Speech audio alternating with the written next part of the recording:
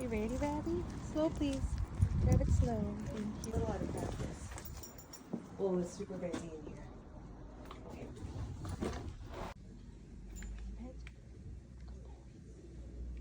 Good job.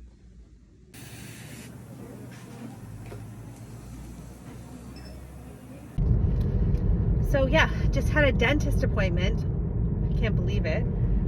I went to the dentist. Yes, I did. This is my third visit there. The first one was just like a meet and greet walkthrough, and then the second one was like an assessment of my teeth because I hadn't been to the dentist in like 7 years or something crazy. Because I'm not sure, those of you who have followed my story, so I have PTSD from an assault in a clinical setting, which happened in 2018. I didn't realize that I was affected in a negative way until 2020 because that's just the way my brain worked, that I'm fine, everything's fine, and just getting through and pushing through. And then when I started to have absolute meltdowns, it was time to start to recognize and admit that maybe I needed a little bit of help. Anyway, I can't say enough about this clinic. It's a primarily female clinic. It is a female-owned clinic, and they're so amazing. They're so understanding. Every receptionist is wonderful. They are incredible with Walter Rabbit. I mean, just so good with Walter Rabbit. And it's so comfortable to be there, which I can't even believe that I'm saying that about a dentist in the first place, let alone me coming from a position of fairly bad CPTSD, and having avoided the dentist for most of my life anyway, just because, who loves a dentist? Except I just love these ladies. They're so great. So I've had family and friends both kind of ask me why are you sharing all your personal shit all over the internet? Why are you talking about your personal stuff? Why do you feel like you need to do that? And so I've been reflecting on that whole thing.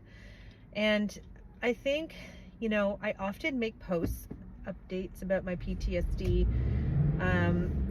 at times where I'm going to a situation that is scary, or celebrating that I did something that was scary.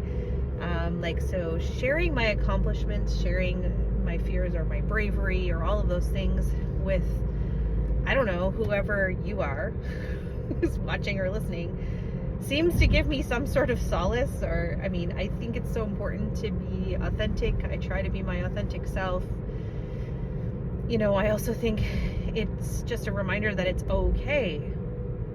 Everything's okay. You're okay. It's okay to have big feelings, just like I say with my dog clients. It's okay to have big feelings.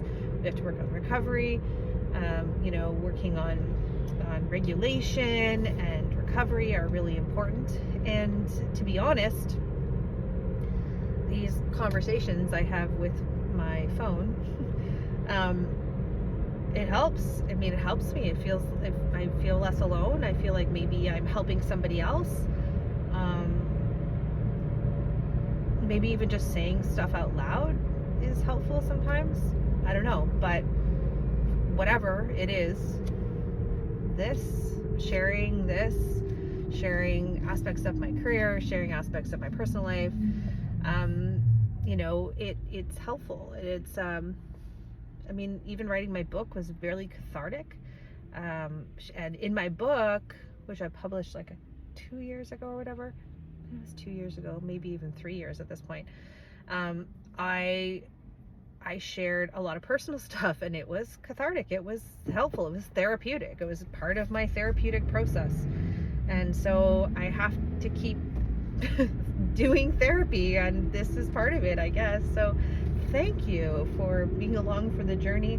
And if you don't like it, then just scroll on past.